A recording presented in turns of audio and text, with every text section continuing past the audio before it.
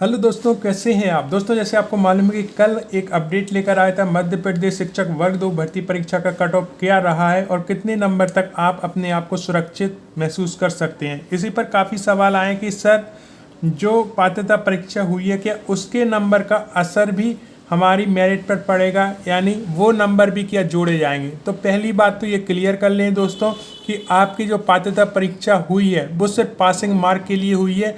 भर्ती परीक्षा में उसके नंबर नहीं जोड़े जाएंगे। भर्ती परीक्षा में आप जितने नंबर लेकर आए हैं उसी हिसाब से आपकी मेरिट बनेगी दोस्तों।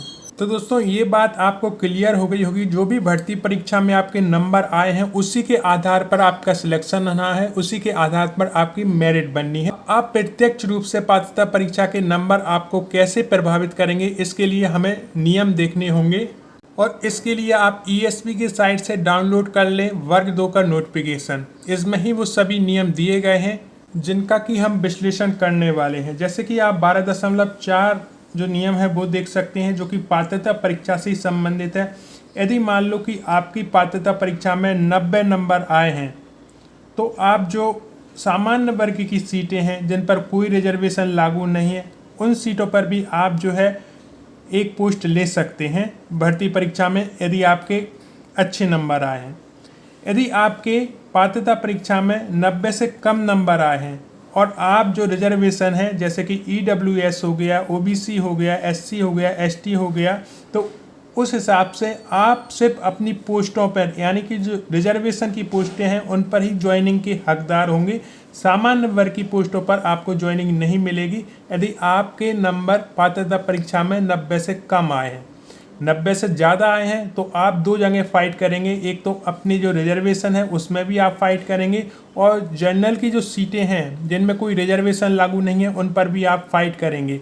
लेकिन यदि आप 90 से कम लेकर आए हैं तो जो आपको रिजर्वेशन मिला है सिर्फ उन्हीं सीटों पर आपकी फाइट रहेगी दोस्तों। इससे होगा ये कि आपकी यदि भर्ती परीक्षा में अच्छे खासे नंबर आ गए हैं तो उस रिजर्वेशन में आप जो है कट ऑफ हाई बना दोगे अपने नंबरों के आधार पर, क्योंकि आप जनरल पर इसलिए नहीं जा पा रहे हो क्योंकि वहाँ की जो योग्यता है 90 नंबर वो आपने पूरी नहीं की है। इस नियम में जो 12.4 में बताया गया है उस अनुसार तो आप अपनी कैटेगरी में ही फाइट करोगे दोस्तों। सबसे बड़ा जो असर होगा वो विज्ञान के छात्रों पर होगा। वो कैसे होगा मैं आपको बता रहा हूँ। अब जैसे कि उदाहरण के लिए विज्ञान के 7 पद हैं यहाँ पर दोस्तों, ये सभी यूआर के पद हैं दोस्तों। यहाँ पर आप देखेंगे तो ईडब्ल्यूएस, एससी, एसटी, ओबीसी के लिए 0-0 पद दिए गए हैं।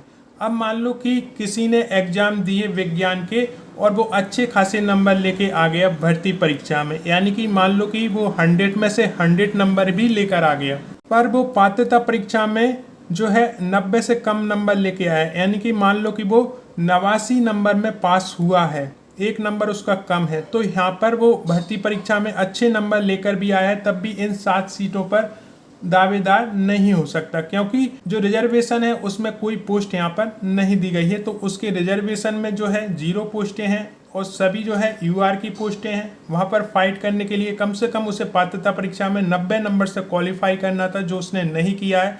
तो इस हिसाब से यहाँ पर जो है असर पड़ेगा आपकी मेरिट पर दोस्तों। तो दोस्तों, ये अपडेट थी जो कि आपने प्रश्न पूछे थे उन पर। अपने इस वीडियो को देखने के लिए इतना समय निकाला उसके लिए दिल से धन्यवाद।